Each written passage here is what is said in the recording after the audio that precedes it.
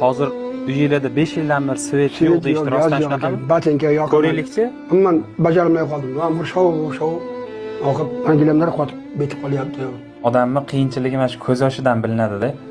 Mana bu tuflilaringiz ham ancha esib ketibdi. Shu sharoit shunday, ilojim yo'q. Qachon olgansiz buni?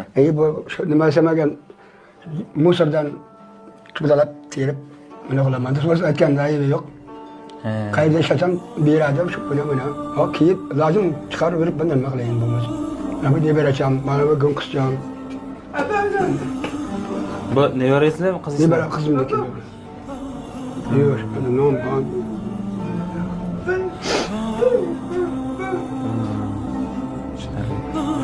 Svet yo'qmi, svet? Svet yo'q. Oho. Mana shu xolaga. Tepalar bilan. Bu boshqa. Suv o'tib ketadi, mana shu suv bo'lib ketadi deb tushuntiryaptilar. Bu hech narsa produktda ko'rmadim.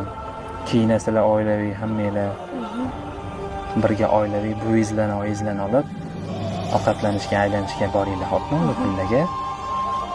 Xudo xolasa 2 oy ichida men va'da beraman sizlarga, yangi uy quramiz. Mashtiga. Rahmat, baraka toping. Xursand bo'lasizmi? Rahmat ayting. Bismillahirrohmanirrohim. Alloh maslahat qilsin.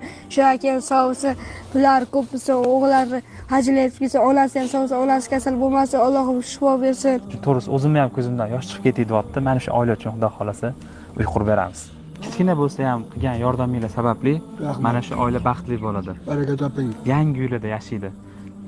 5 so'm yoki 10 so'm ehsonni ham kam sanamang. Mana shu videoga like bosib ko'proq odamga tarqatib qo'ying. Allohim shu akalarim sog' bo'lsin, akalarim